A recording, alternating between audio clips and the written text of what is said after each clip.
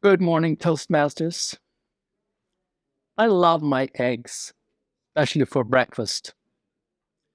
Two scrambled eggs on top of some wilted kale and crispy prosciutto, or one of Maria's homemade plantain waffles. We try to stay away from grains, so plantains makes for really good waffles. Again, with wilted kale and some crispy prosciutto and two over easy eggs on top.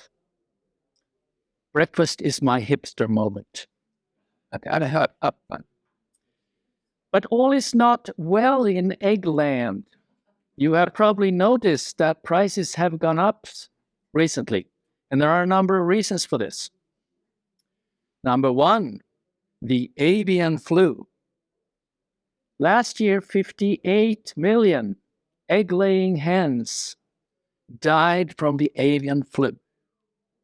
That's puts a big dent in the supply of eggs. That's one reason why prices have been going up.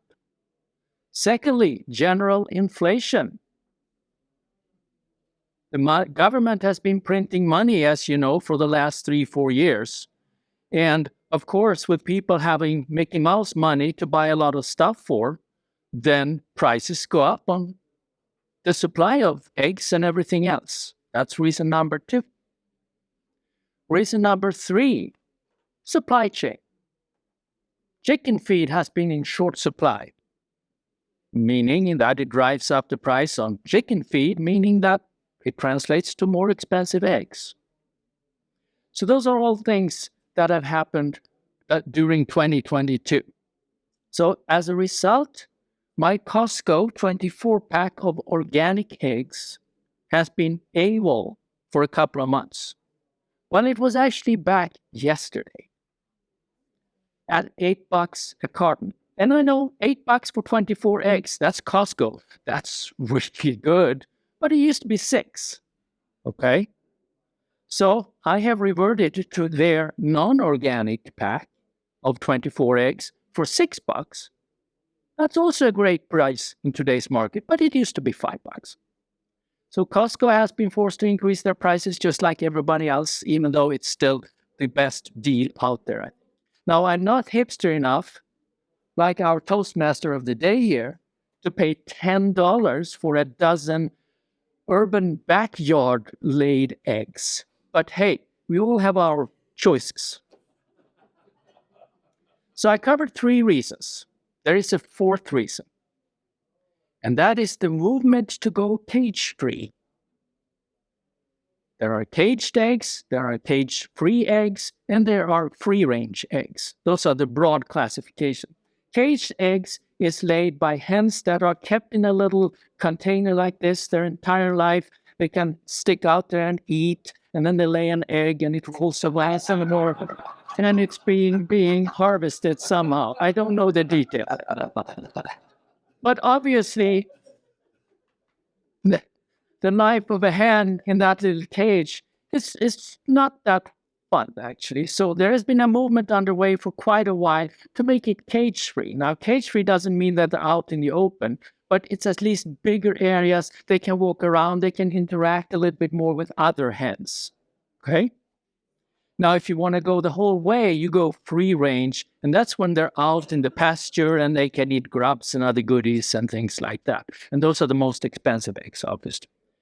Now, the problem with the movement of going cage-free is that a lot of states have been mandating it or starting to mandate it. So in Colorado, a law was passed in 2020 giving producers 3 years to go completely cage-free. So January 1st this year, that happened.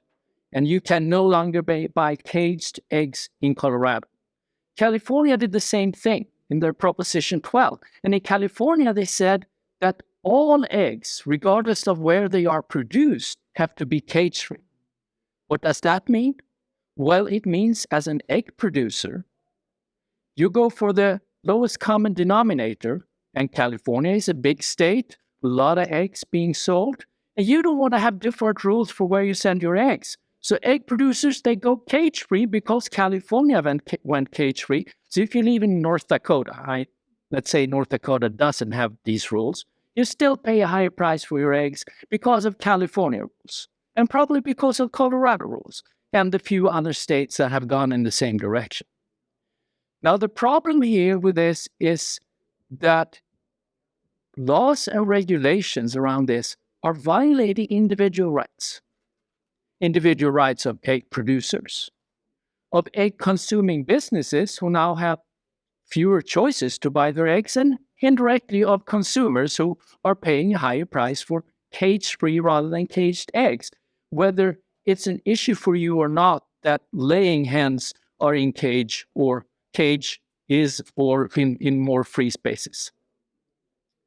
Now, it doesn't matter how good the cause is.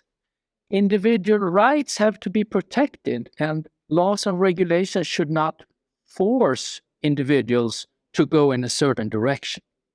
Now, obviously, going cage-free, I think, is a very worthy cause.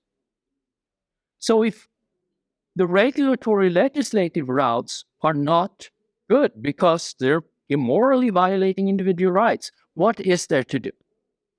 Well, what you do is that you, personally, change your consuming pattern. Go cage-free. No one is stopping you. If you want to pay a little bit more for your eggs. And you know what? A lot of people have done this over the last few years. And what happens? Well, egg-consuming businesses and egg producers, they take notice. Uh-oh, seems like more people want these cage-free eggs. And I don't want to take a hit on my reputation being the bad guy who keep the chicken in these little cages like this. Already back in 2015, as an example, McDonald's decided. McDonald's is, I don't know, they consume billions of eggs a year around the world. And they said that in 2015, in 2025, 10 years from now, we're going to be completely caged. Now, you may think 10 years is a really long time, but for a business like McDonald's, that is a plan to get there around the world. Remember, not everybody is like the US. Okay? So you can change your behavior, and that will eventually impact egg-producing businesses. You can get into the game, become an activist. There are plenty of organizations you can join who advocate for humane treatment of animals. Put your time and your money where it counts. But don't take the easy way out and go to your legislator and regulators and tell them to violate the rights of the egg producers and other people in the marketplace. Now, this rule, changing your consumer behavior and get active, that applies not only to eggs, obviously. It applies to everything. Other animal husbandry, whether you have a problem with pharmaceuticals, with your bank, with healthcare companies, get engaged and or change your consumer behavior.